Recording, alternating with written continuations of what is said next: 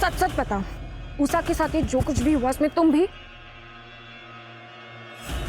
हम कैसे मान ले तुम्हारी बात? ठीक है, लेकिन कल अगर हमें पता चला कि इस सब में तुम भी शामिल थे ना, तो हम खुद जाके पुलिस को तुम्हारे बारे में बताएंगे।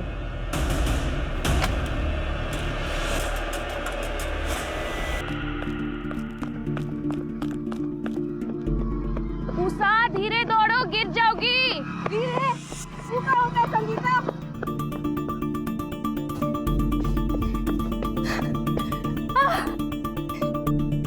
जीत गए।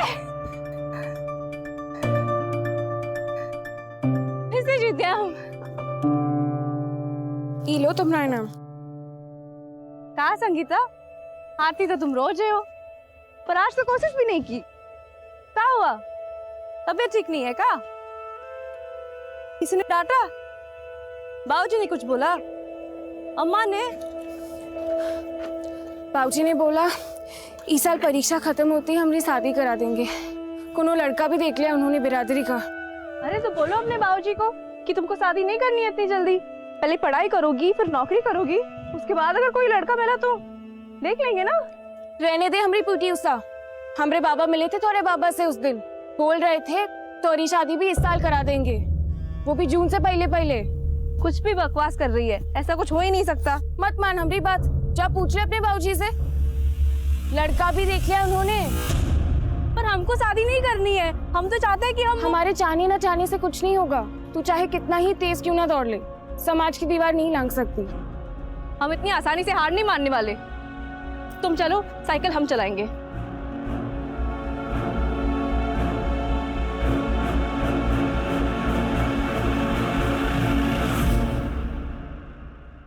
क्या हाल है बंसी?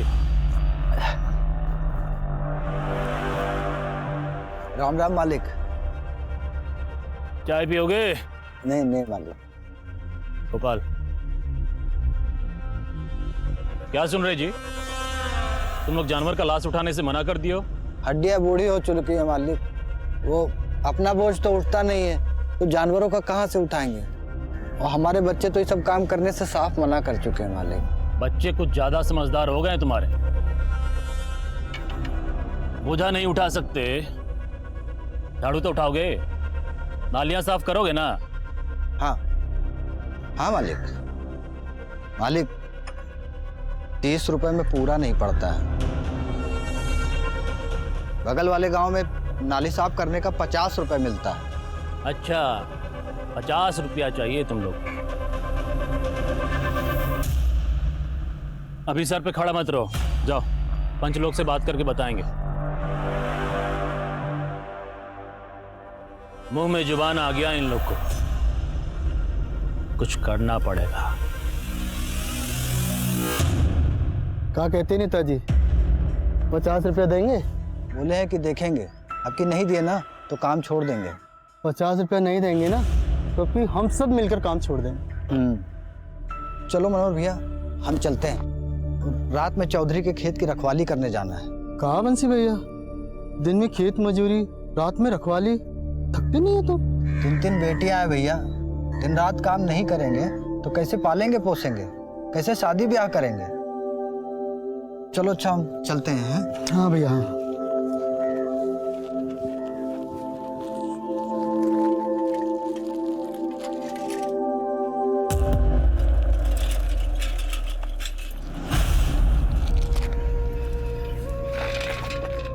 संगीता तुम घर जाओ।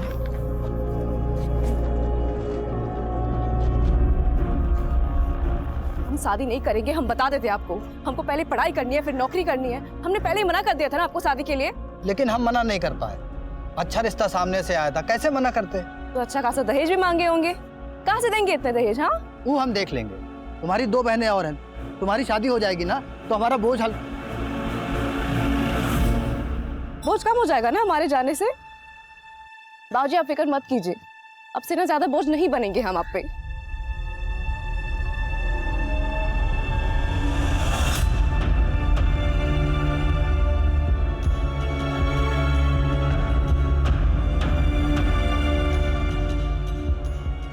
उषा दी हमरा चॉकलेट।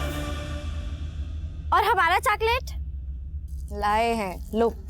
अरे तुम लोग इतना बड़ी हो गई हो लेकिन फिर भी बचपना गया नहीं है। तो थोड़ा तुम भी बच्चा बन जाओ ना माँ। बंसी, ओ बंसी। बाबूजी, बाबूजी, क्या हुआ दादाजी? अरे एक गिलास पानी चाहिए था। बेकार में डरा दिए हमको तो लगा कहीं आप अगर पानी चाहिए था तो पानी पानी चलाना चाहिए ना। आपके बेटे का नाम काहे चला रहे? मेरी मर्जी। वैसे कोई बताएगा एक गिलास पानी के लिए पूरी मंडली क्यों जमा हो गई यहाँ? अब कोई पानी भी देगा या नहीं? ला रहे हैं।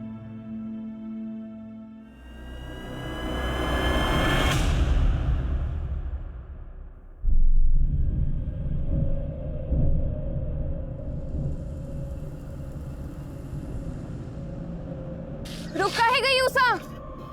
प्यास लगी है, पानी पी के आते हैं। ठीक है, तू जा पानी पी कर आ, हम चले रेस जीतने। तुम निकलो आगे, हम फिर भी तुमको ओवरटेक कर लेंगे, देख लेना। देखते हैं।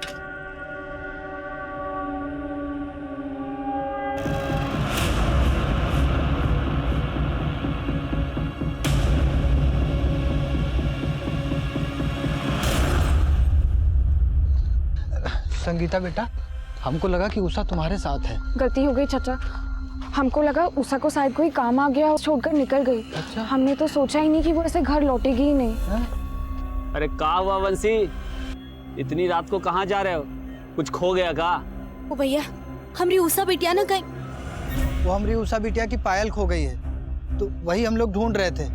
अब इतनी रात में तो मिलेगी नहीं, सुबेरे ही ढूंढना पड़ेगा ना। चलो मीरा, चलो।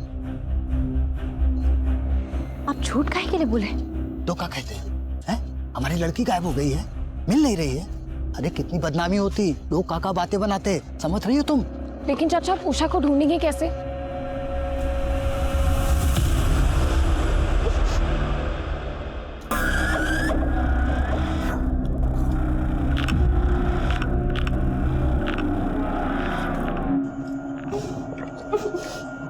हमसे डर लगता है क्या तुमको? तो हमको तो मजा आ रहा।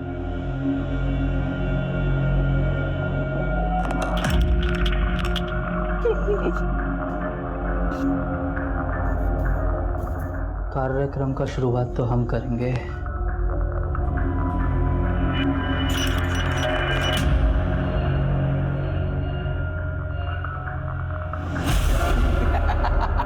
ये तो लात भी मार दिए रे। तू बैठा बैठा क्या कर, जाना थोड़ी सी मदद करना। हाँ ना, निकाल कपड़े निकाल उसके। आजा।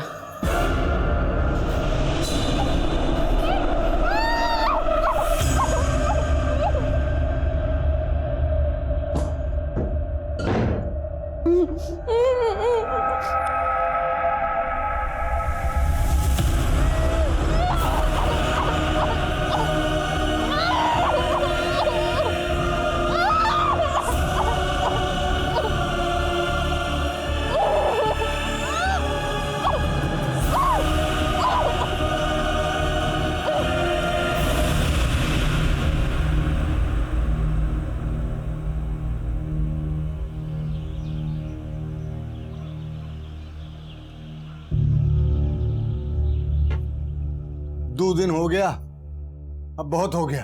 अब हमको पुलिस को बताना होगा उसके बारे में। लेकिन बाबूजी, जरा सोचिए कितनी बदनामी होगी इन बच्चियों के लिए। तो बंसी, नालियों का कचरा साफ कर करके तेरे दिमाग में भी कचरा भर गया है। तेरी खोखली इज्जत बिटिया की जान से बढ़कर है। तो बैठ, हम जा रहे हैं गांव वालों के साथ थाने। बढ़ रही है तू।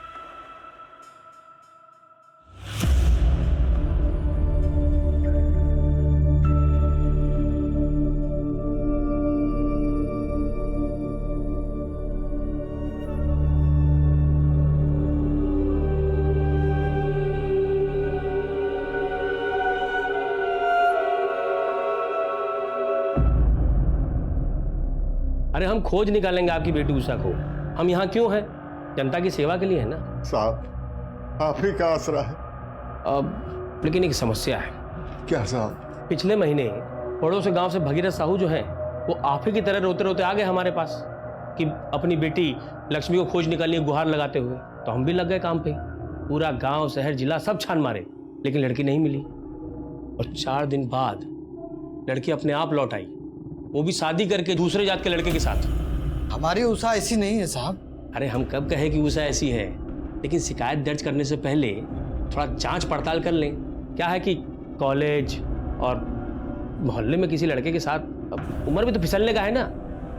फिर भी आपको अगर शिकायत कराना ही है तो हम तो यहाँ पे हैं ही, आ जाइएगा।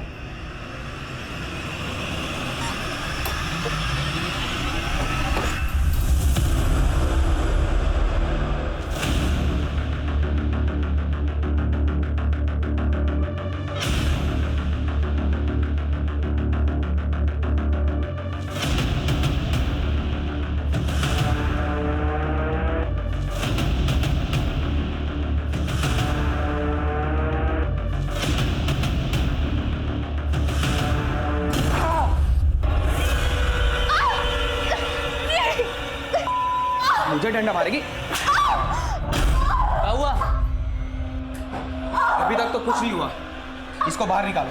ओए, निकाल इसको।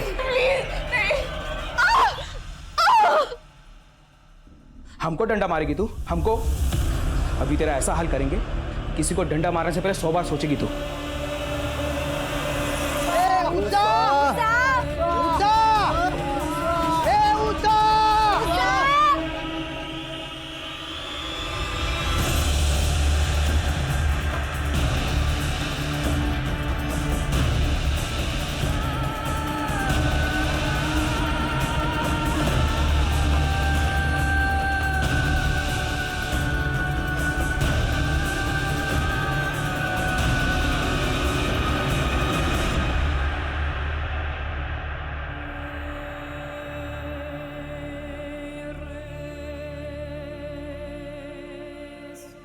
देखिए, शिकायत तो हम दर्ज कर लेंगे, लेकिन इतना बात याद रखिएगा कि जब हम आपकी भागी हुई बेटी को उसके पति समेत सौंपेंगे ना, तो समझ में नहीं आएगा कि बेटी के मिलने की खुशी मनाए कि इज्जत मिट्टी मिलने का शोक।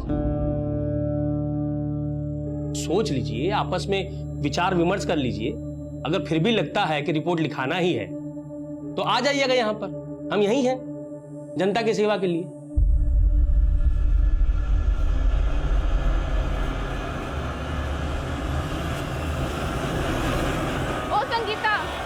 अरे संगीता, कहाँ खोई हो? कब से बुला रहे हैं तुम्हें? कुछ नहीं, दिमाग में ऐसे ही कुछ चल रहा था। अच्छा, उषा का कुछ पता चला? नहीं। तुमका क्या लगता है उषा कहाँ हो सकती है? हमको कैसे मालूम होगा? हमसे काहे ऐसे सवाल कर रही है? अरे हम तो बस पूछ रहे हैं। उषा इतनी अच्छी दोस्त है तुम्हारी, उस दिन तुम ही थी उसके साथ। हमको तो लगता है पुलिस ये सब सवाल करेगी। पुलिस? क्या कह रही है तू? हाँ, हम उसके साथ थे, इसका ये मतलब तो नहीं कि हमें सब पता होगा। तू भी ना कुछ जो बात करती है, हमें तुमसे बात ही नहीं करनी। हटो।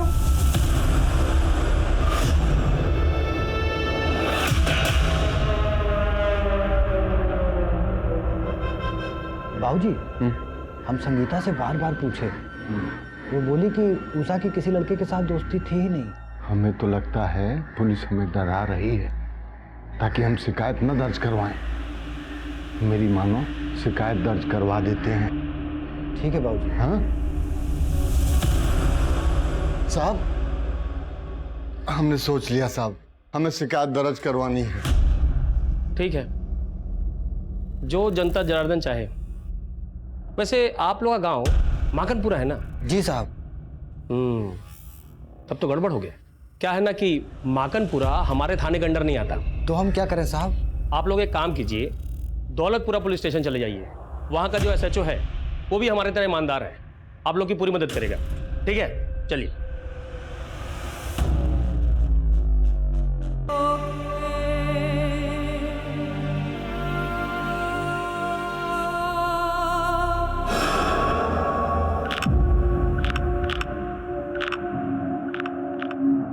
क्या बात है, तू चीखती क्यों नहीं है?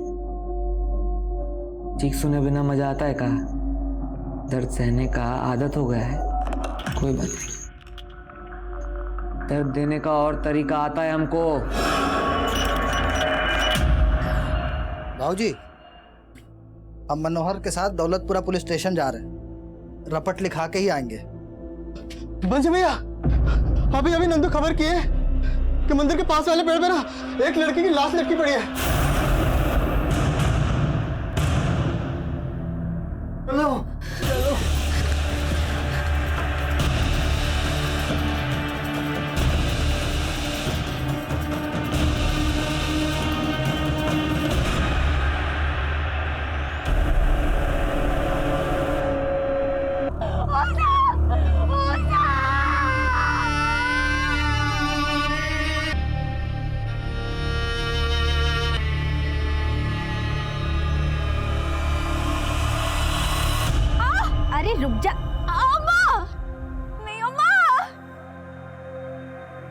अरे हमारी पीटी उषा देख, निकाल दिया तुम्हारा काटा।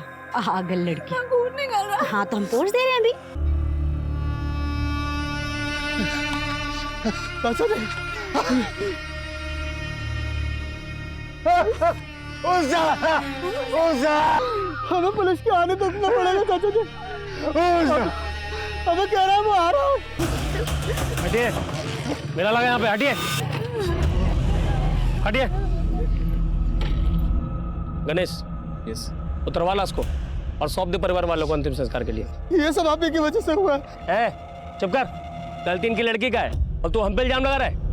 ओ चाचा, चलो दस्तखत करो इस पे और ले जाओ लाश को अंतिम संस्कार के लिए। केस खत्म हुआ। इतनी जल्दी कहाँ इंस्पेक्टर?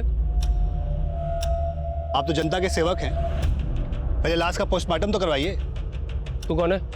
एडवोकेट अभय। अच्छा तो तू है अभय। तो अभय बाबू, ये आत्महत्या का केस है और आत्महत्या केस में ना पोस्टमार्टम की जरूरत नहीं है। जरूरत है। अगर उषा ने फांसी लगाई है तो उसके पैरों पे खून के धब्बे कहाँ से आए?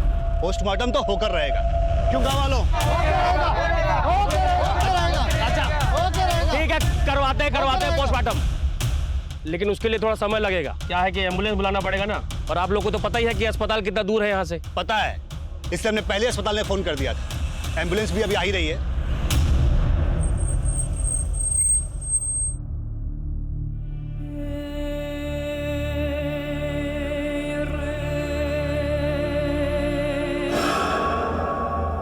गणेश, यस तू भी जा साथ में।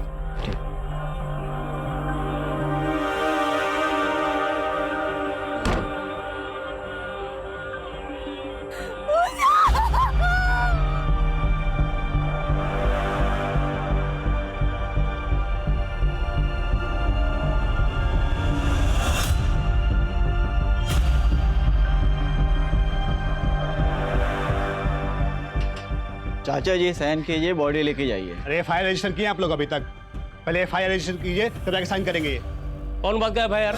हाँ, पोस्टमार्टम रिपोर्ट में साफ लिखा है कि उषा ने खुद को फांसी लगाया। उषा का बॉडी हम भी देखे हैं, उसका चेहरा पर और बॉडी पर चोट का निशान था।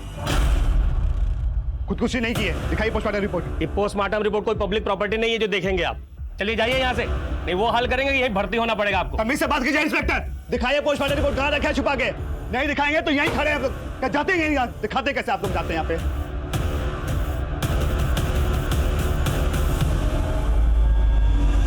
लखन जी, आप लोग जिद छोड़ दीजिए, बॉडी गल रही है। ठीक यही होगा कि आप लोग जल्द से जल्द उषा का अंतिम संस्कार कर दे। डॉक्टर साहब, हम लोगों में कुंवारी लड़की को जलाया नहीं जाता।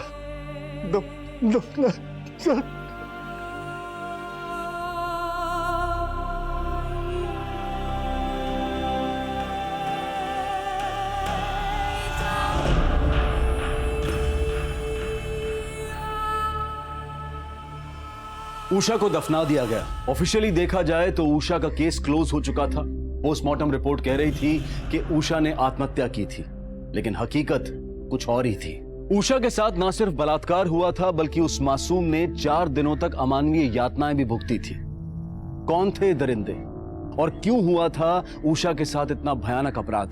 इन सारे सवालों के जवाब मिलने अभी बाकी थे, लेकिन सच की एक फितरत होती है कि उसे कितना ही क्यों न दबा दिया जाए, पर आखिरकार वो सतह पर आ ही जाता है। एडवोकेट अभय का वीडियो वायरल होने लगा था। सोशल मीडिया पर जस्टिस फॉर उषा के नाम से एक मुहिम शुरू होने लगी थी और इस मुहिम में बॉलीवुड के सेलिब्रिटीज भी जुड़ने लगे थे।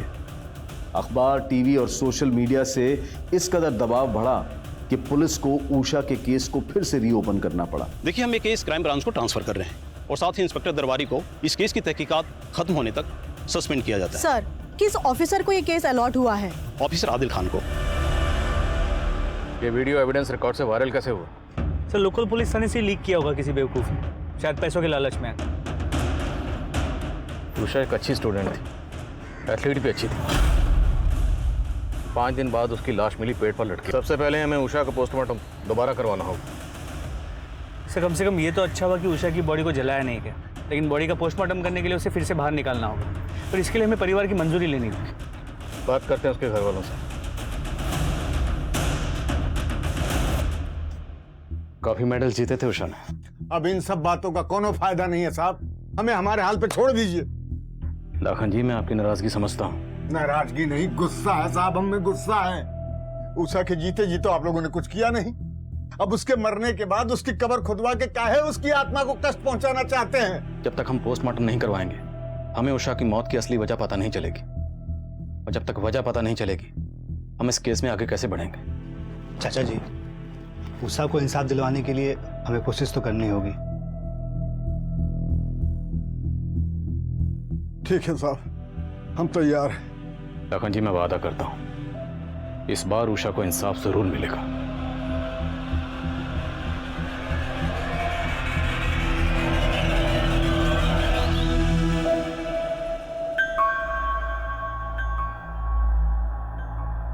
जी कहिए।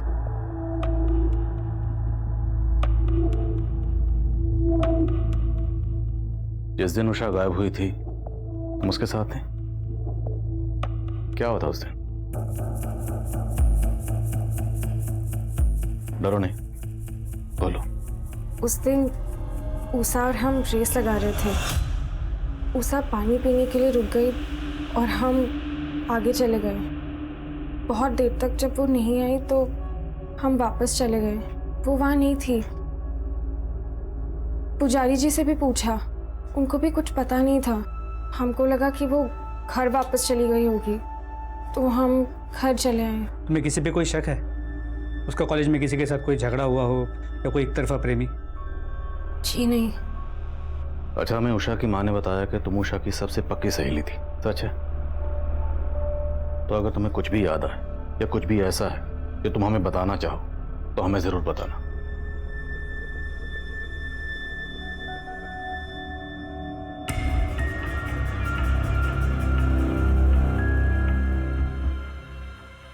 बाबा, हम अभी आते हैं।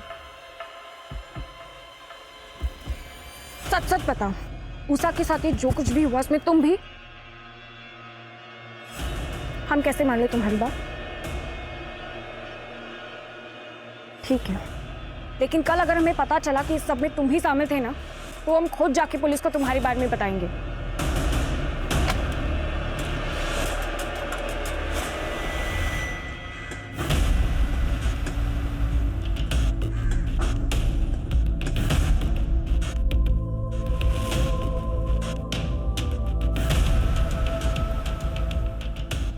मौत गले की हड्डी टूटने से हुई थी। तो क्या उषा ने खुदकुशी की थी? जी नहीं, मुझे तो इस बात की हैरानी है कि पहले वाली पोस्टमार्टम रिपोर्ट में इस बात का जिक्र क्यों नहीं हुआ। लड़की का प्राइवेट पार्ट्स बुरी तरह से डैमेज्ड है। उन लोगों ने इसको बुरी तरह से नोचा है, इन लोगों ने नोचा है। यही उनकी हैवानियत नहीं रुकी। प्राइवेट पार्ट्स में कांच के टुकड़े मिले हैं और उसकी छाती पर रॉड से वार किया गया। मतलब ये खुदकुशी नहीं थी? वो लड़की तो चलने की हालत में भी नहीं होगी। जरूर इस केस को आत्महत्या का रूप देने के लिए उन लोगों ने उसे फांसी।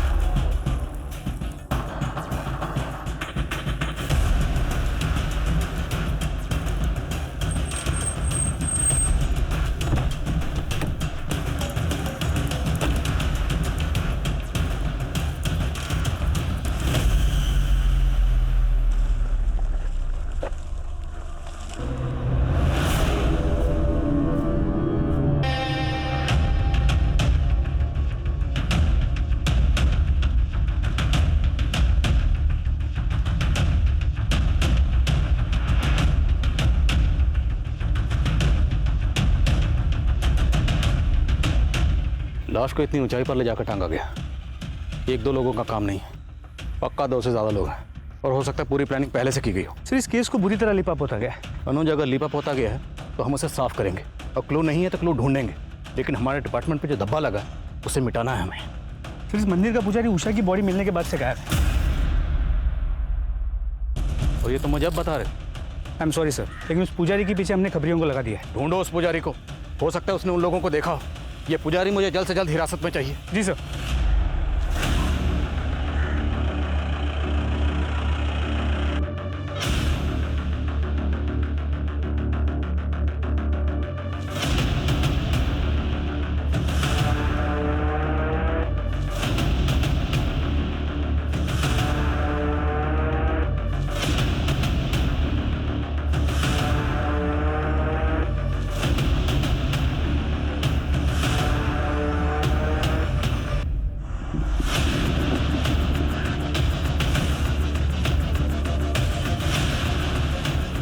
कैसा है भाई? सब बढ़िया रे, बेटा।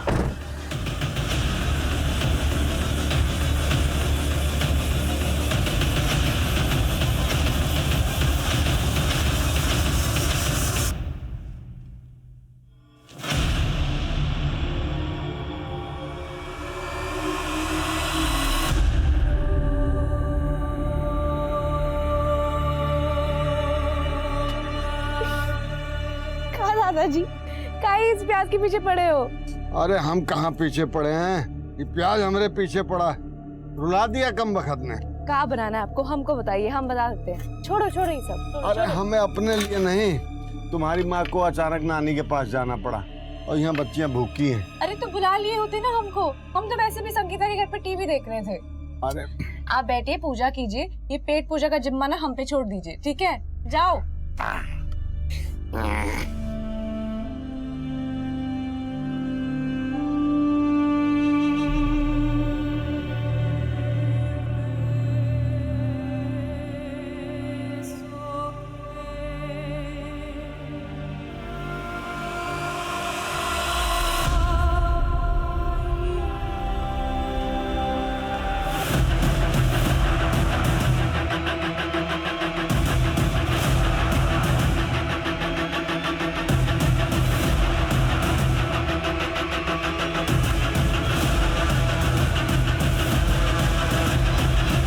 साहब हम कुछ नहीं किए हैं साहब, हम पे विश्वास कीजिए साहब, हम सच बोल रहे हैं साहब। भगवान के मंदिर में रहते हो पंडित जी, शैतानों का साथ देना उचित नहीं। हम सच बोल रहे हैं साहब, हम कुछ नहीं जानते हैं साहब। तो चुप क्यों गए, भाग क्यों गए थे? वो उषा की फांसी के बाद जब सारे गांव वालों को पता चली साहब, वो हमसे झगड़ा करने लगे, हमें मारा पीटा और हमारा हाथ तोड़ दिया साहब। देखो जैसे हम उषा का लाश देखे ना, हम सबको तुमको सूचना दिए हैं। हम कैसा है? अरे कैसी बात कर रहे हैं साहब? वो उषा का फांसी का वीडियो हम ही बनाए थे।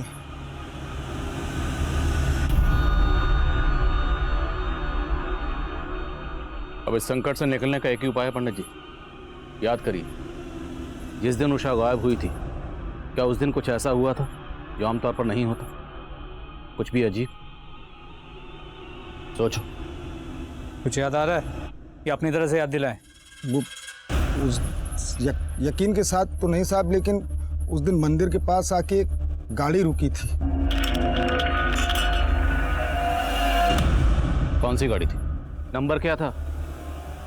अब नंबर तो नहीं याद है, लेकिन वो सफेद कलर की गाड़ी थी साहब। ये सफेद गाड़ी की कहानी सुना कि पुजारी हमें गुमराह करने की कोशिश तो नहीं कर रहा? मनोज, शक करने का तो बनता नहीं। अगर हम ये मान भी लें कि सारा कांड उस पंडित ने किया, तो पंडित इतना बेवकूफ़ तो होगा नहीं कि पहले रेप करेगा, मर्डर करेगा और फिर मंदिर के बाहर ही उषा की लाश को पेट पर लटका देगा और उसके बाद वीडियो बनाएगा।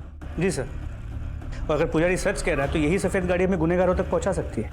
एक काम करो, आसपास के गांव के जितने भी पुलिस स्टेशन है सबसे कांटेक्ट करो, जितने भी हिस्ट्री शीटर इस वक्त बाहर हैं सबको राउंड ऑफ करो।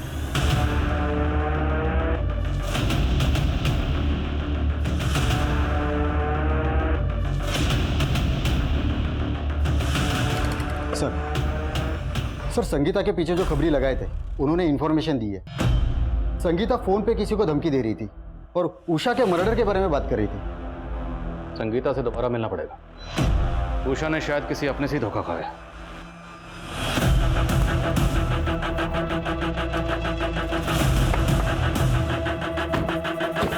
संगीता, हम चाहते तुम्हें थाने बुला सकते थे, पर हमने नहीं बुलाया क्योंकि हम नहीं चाहते थे तुम्हें कोई तकलीफ हो, क्योंकि तुम एक स्टूडेंट हो और उषा की सबसे अच्छी दोस्त थी। अब दोस्त थी तो ये भी चाहती होगी कि जिसने भी उषा के साथ गलत किया उसे सज़ा मिलनी चाहिए, चाहती हो ना? तो तुम्हारी मदद के बगैर हम उन्हें सज़ा नहीं दिला सकते। सब उषा का एक फ्रेंड था अशोक, हमारे गांव का ही लड़का है, हमारे साथ ही पढ़ता है। उषा और उसकी बहुत अच्छी बनती थी, है भी वो अच्छा लड़का। तो क्या उषा और अशोक के बीच में कुछ? हमको नहीं लगता, ऐसा कुछ होता तो उषा हमको बता दी होती। मुझे इस अशोक का फ़ोन नंबर और एड्रेस चाहिए। अच्छा, तुमने उस दिन किसी सफ़ेद रंग की गाड़ी को नोटिस किया था? सफ़ेद गाड़ी शायद देखी थी, लेकिन हमने इतना ध्यान नहीं दिया। साहब, उषा सिर्फ हमारी दोस्त थी, इसके अलावा हम दोनों के बीच ऐसा कुछ नहीं था। हमारा ध्यान तो सिर्फ पढ़ाई में ही रहता था। फिर संगीता को ऐसा क्यों लगता है कि उषा के साथ जो कुछ भी हुआ वो सब तूने किया है? क्या संगीता ने आपको ऐसा कहा? वो तो हमें बहुत अच्छे से जानती है, वो ऐसा कह ही नहीं सकती साहब। ठीक है, जा, लेकिन जरूरत पड़ी तो दोबारा बुलाएंगे। हाँ साहब।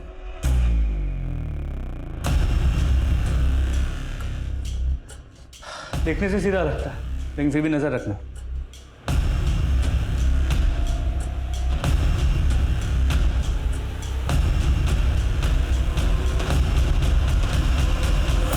साहब, धोल विहार गांव में देखिए, वहाँ का इलाका काफ़ी सुनसान है। वहाँ सफ़ेद रंग की कार रात को कई बार देखी गई है। साहब, हमने ही नहीं, हमारे अलावा काफ़ी लोगों ने देखी है। धोल विहार? हाँ। कहाँ पे है जगह?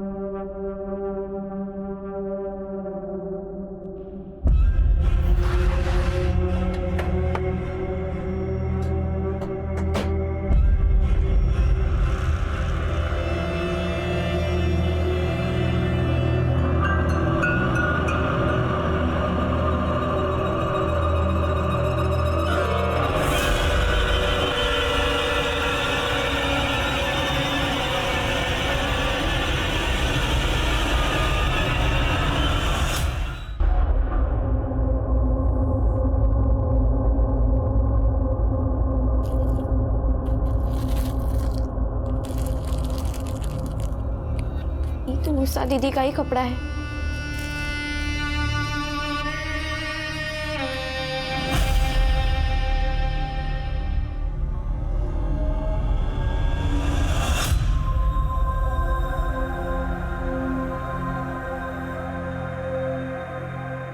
आओ बेटा, आओ दिखा।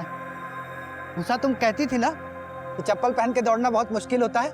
देखो हम तुम्हारे लिए क्या लेके आए। ये कहाँ से मिला आपको बाबूजी? अरे छोड़ ना, तू पहन।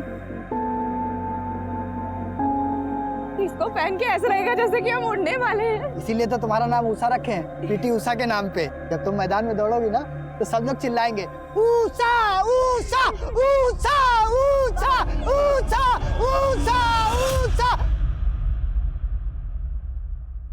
ये हमारी उषा का ही जूता है। सर, एक लोकल पॉलिटिशियन है, त्रिलोक राजपूत। ये बंसी और उसके बिरादरी के लोगों से चिढ़ा हुआ था क्योंकि ये लोग दिहाड़ी बढ़ाने की मांग कर रहे थे। बुलाओ इसे थाने। सर।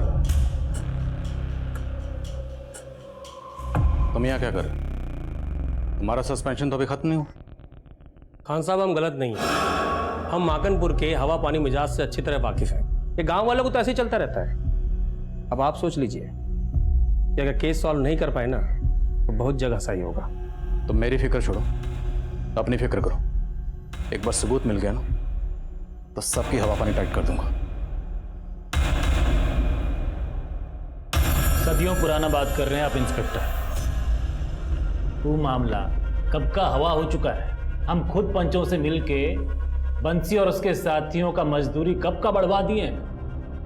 फिर भी बात चुभी तो होगी आपको। कल तक जो लोग आपके सामने नजरें झुकाकर चलते थे अब सीना तान कर चल रहे हैं। बुरा तो लगता होगा।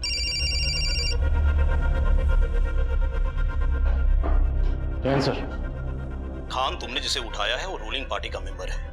आई नो तुमने कुछ सोच समझ के ये कदम उठाया होगा, लेकिन मुझे ऑलरेडी 2 फोन्स आ चुके हैं ऊपर से। देखो, अगर तुम्हारे पास कोई ठोस सबूत है तो छोड़ो मत उसे, वरना फिलहाल के लिए उसे जाने दो और उस पर नजर बनाए रखो। सही वक्त पर उसे धर लेना। ठीक है सर। अब से जो भी गिरफ्तारी होगी सबूतों के साथ ही होगी। जय हिंद। जाए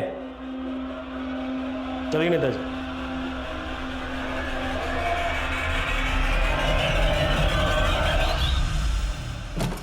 हमें अपनी तहकीकात का तरीका बदलना होगा।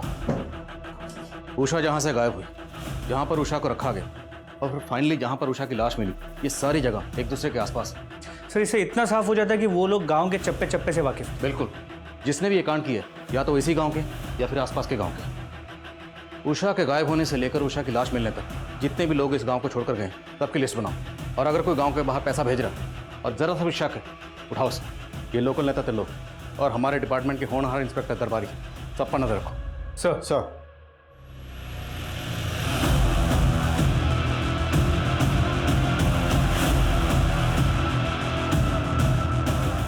सर ये उन 15 लोगों की लिस्ट है जो लोग गांव से बाहर गए।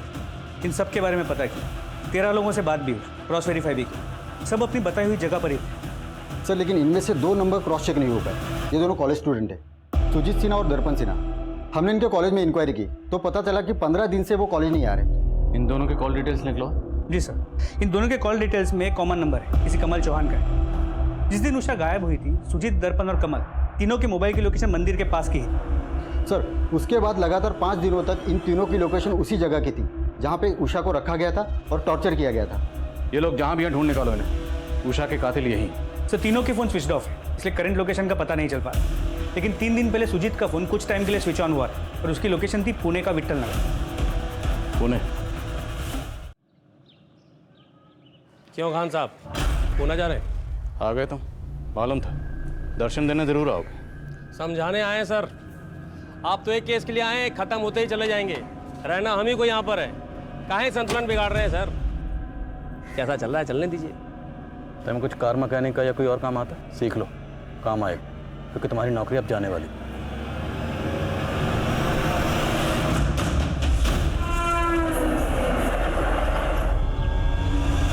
सर सुजीत की लोकेशन इसी एरिया की है, विट्ठल नगर। आसपास के लोगों ने बताया कि उन्होंने सुजीत और उसके दोस्तों को यहाँ देखा तो है, मगर वो कहाँ रहते हैं, किस घर में रहते हैं, किसी को नहीं पता। सर काफ़ी बड़ा एरिया है, करीब 50 बिल्डिंग्स हैं और हर बिल्डिंग में 60 से 70 फ्लैट्स।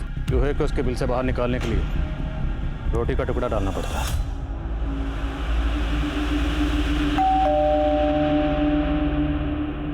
हाय मैम, हम आर्थर पिज़्ज़ा से।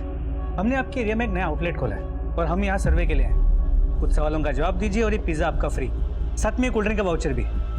तो मैम आपके घर में कितने लोग रहते हैं? मैं रहती हूँ, मेरे हस्बैंड है और मेरी daughter.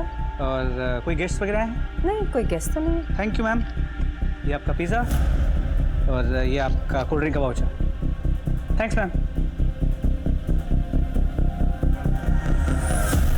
Sir room number 409 negative.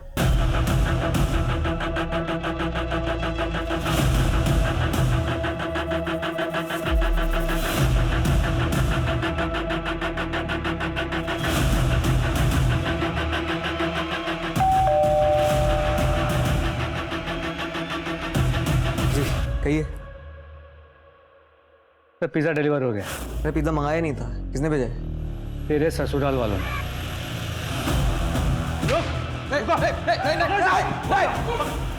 नीचे बंदूक, नीचे बंदूक, नीचे बंदूक, नीचे।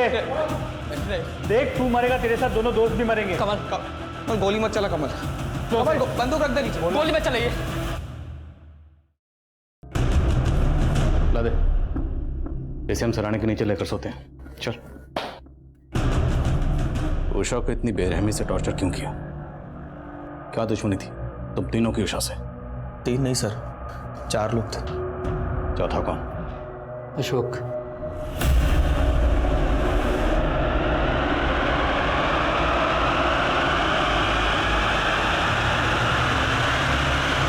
उठाओ अशोक। सर कितनी हैवानियत! आखिर क्या बिगाड़ा था उस मासूम ने तुम लोगों का?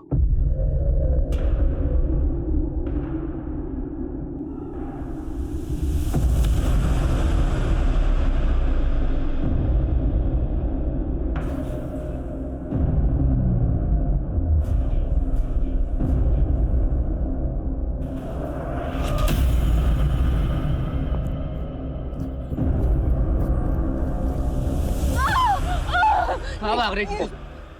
इतना आसान है काम समझना है? चल।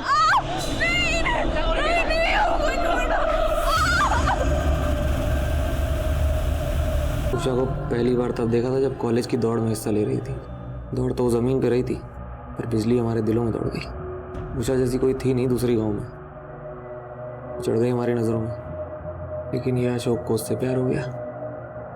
मान ही नहीं रहा था, बहुत मुश्किल से समझाया और फिर बनाया प्लान, क्योंकि हम जानते थे उषा कब और कहाँ होती है।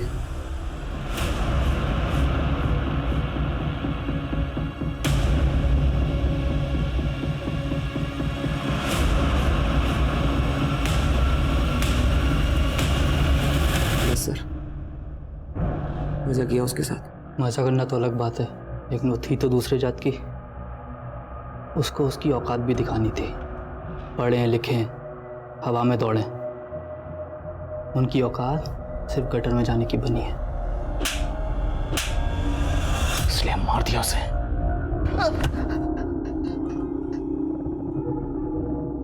उषा तुझे अपना अच्छा दोस्त मानती थी, अच्छी दोस्ती निभाई तूने। साहब गलती हो गई साहब। जिंदगी भर जेल में सड़ोगे, वादा है मेरा। अगर हमें एक समाज, एक देश के रूप में वाकई विकसित होना है तो ये बेहद जरूरी है कि समाज के हर तबके को बराबर के मौके मिले, बराबर की सहूलतें मिले, तभी पूरे देश का विकास मुमकिन है। फिलहाल सभी अपराधी न्यायिक हिरासत में हैं। उन पर आईपीसी की धारा 363 के तहत अपहरण के लिए, धारा 376 डी के तहत गैंगरेप के लिए, धारा 302 के तहत हत्या के लिए और SC/ST एट्रोसिटीज एक्ट के तहत मुकदमा चल रहा है। अब मैं अनूप सोनी आपसे विदा लेता हूं, फिर मुलाकात होगी क्राइम पेट्रोल सतर्क के ब्लैक हेडलाइंस अध्याय में एक और नए केस के साथ। और याद रखें, क्राइम और आपके बीच में सिर्फ इतना फर्क है कि आप कितने सतर्क हैं।